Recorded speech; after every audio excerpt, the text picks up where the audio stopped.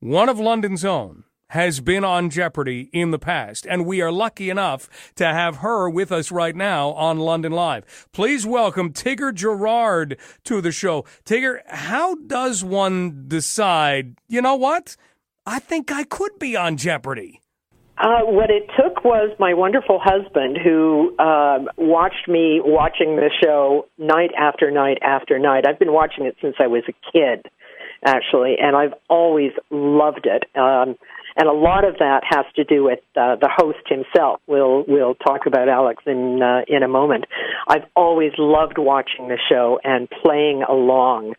And Brian was the one who noticed the first online contestant test. Years ago, they used to do a contestant search. You'd have to send in postcards, and if they chose your name, you'd be invited to an audition or an interview at one of the local places. They came to London one year, and I submitted a whole bunch of postcards, but they were never chosen. And then a number of years ago, probably close to 15, Brian noticed that they were doing online contestant searches. So I took the first online test they offered, and a short time later, they invited me to come for an actual in-person audition, which I had to turn down, unfortunately, because it coincided with our honeymoon. But fortunately, they gave me another chance a couple of months later, and so we went to New York for the audition. How incredible is it that you had so many things not work out, not be able to do this, and yet it still happened? I know. Apparently, they have thousands and thousands of people take the entrance test, and of those, they will invite perhaps, I don't know, maybe 1,000, 1,500 or so people to an in-person audition. And of those, they only need about 400 contestants in any shooting season. So a lot of it is the luck of the draw. They never tell you how well you did. They don't tell you your score in the entrance test. But if you're in the top whatever, then they will invite you to come. And at that audition, you do another test, written 50 questions, and then they go away and score the test, and then everyone who is in the room gets called up in groups of 3 to play a mock game. And at that point, they're looking for someone who is going to be good television, someone who won't freeze under pressure or blurt out inappropriate words, because it is a family show after all. So once you get through that wonderful afternoon, it's about 3 hours or so, they tell you you're in the contestant pool for 12 to 18 months. And if they don't call you to come and appear as a contestant on the show within that time, then you're able to try again the next time it rolls around. Now, we're talking with Tigger Gerard, who has appeared on Jeopardy, London's own, somebody else putting this city on the map. Tigger, are you somebody that in school didn't have to study much? Everything just kind of, you'd look at a page and, yeah, I got this, that sort of thing? Up to a certain point, and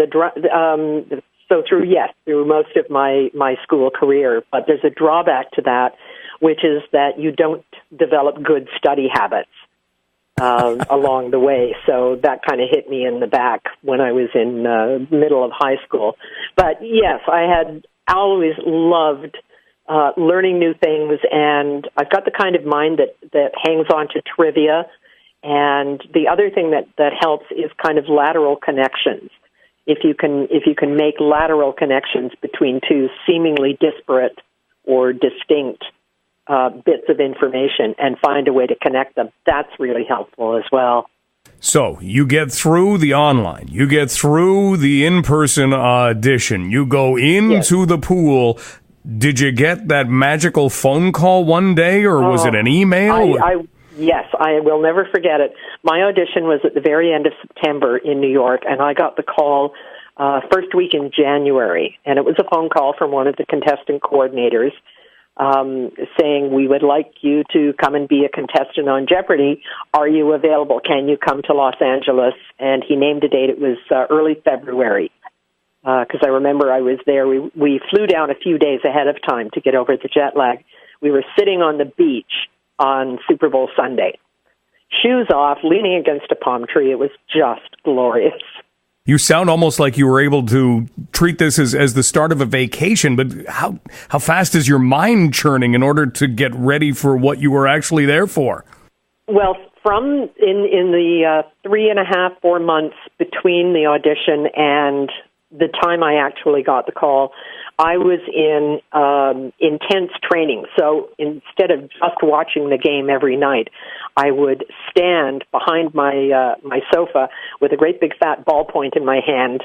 So that was my signaling device, and I was in game mode. So I was watching the show as though I were a contestant there, trying to ring in and seeing what it feels like. And that's advice that I had gotten from one of the best books that I read everything I could get my hands on about Jeopardy, the show itself, what it's like to be a contestant. The very best one, and I'd recommend this book to anybody considering going on Jeopardy or anyone who is interested just in the phenomenon of the show itself. The book is called Prisoner of Trebekistan by Bob Harris, who was a 5-time champion, and then he went on to the Tournament of Champions. It is incredibly helpful, very funny, and just chock full of suggestions and things to do to help yourself prepare. And it boils down to get yourself into the mode. So it's not just about having this storehouse of trivia in your head.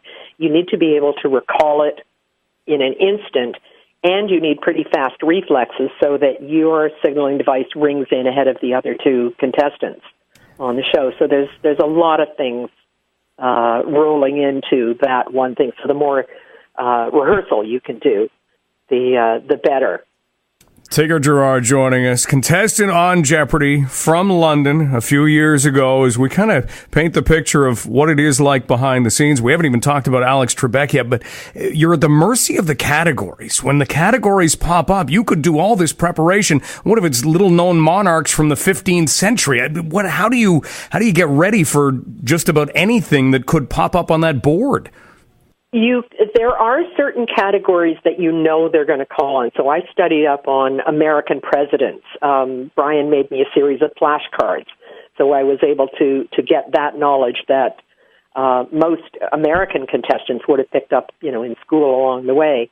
Geography is another one. World capitals, the Oscars. Rather, there are certain categories you know they're going to call on. The rest of it is the luck of the draw. You do not know what categories are going to be in your particular game. Come to that, you don't even know which game you're going to be called for on a given day. They tape a week's worth of shows on a day, and they tape Tuesdays and Wednesdays. So they do 3 shows in the morning, break for lunch, and then other 2 shows. So it's Thursday, Friday. So you don't know in advance. They call your name just, seconds before they're ready to tape the next game.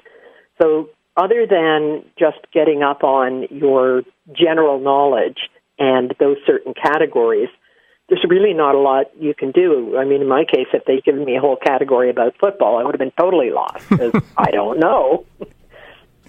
And as it stood, what were your categories like? Do you remember any in particular?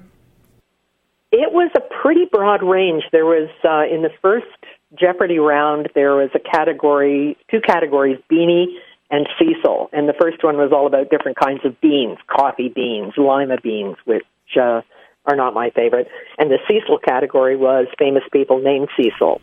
There was one political lingo, and we all got stumped on stump speech. What is a stump speech? Those are the only ones that popped to mind right away. There was one category about chemical elements. There was another one about audio, sound, which actually helped me because my father had been in radio in the first half of his career, so I was familiar with a lot. That was, again, luck of the draw because you just never know. Amazing.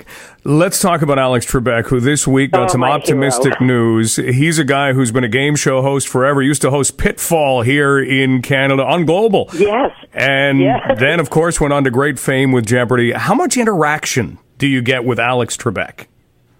What you see on television is all you get. We are kept very carefully sequestered from Alex, so the only time we have a connection with him is during the gameplay and that little 20, 30-second interview after the first commercial break. And then, of course, he comes around at one point so that they can take a formal photo. You get your picture taken with Alex, and they send you this lovely picture frame, and then they send you the photo as well. So I've got that as a memento. But other than that, you're kept very, very sequestered. So that, unfortunately, was the only chance. Oh, except for the lineup at the end while they roll credits, and the contestant coordinators had me stand right beside Alex. So that was lovely. We got about 30 minutes or 30 seconds of essentially, just brief social chat. I will say that he is one of the most extraordinary hosts I have ever seen.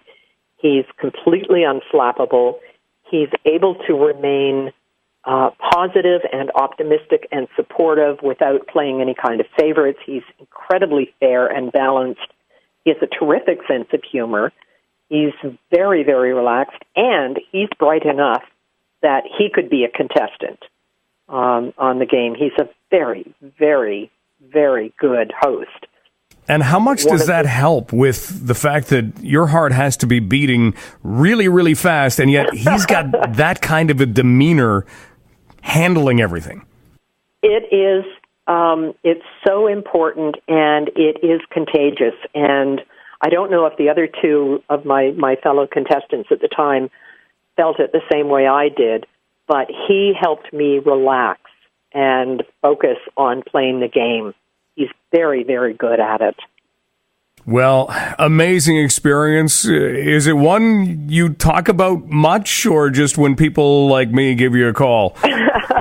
I am happy to talk about my Jeopardy experience anytime. It's one of the best days of my entire life. I'm so glad I had that experience, and with Alex Trebek. And the other thing that I will say is anyone else who, like me, watches the show, loves the show, do try the online contestant test. Try the online test. It's worth it just for fun. If they do call you, you can graciously say, no, thank you, I don't want to go and do it. It is the best experience ever. And anyone from London who is listening and considering it, if you get to be a contestant on the show, get in touch with me through the radio station. I'm available for a bit of coaching before you go down to tape your show. Well done. You won't regret it. And never forget to put your feet in the sand before you go out there. Absolutely. It does help. Tigger, thanks so much for the time. Have a great weekend. You are welcome, Mike. Thanks. Tigger Gerard, Jeopardy contestant, one of London's own, and one of a kind. We'll take a break. More to come on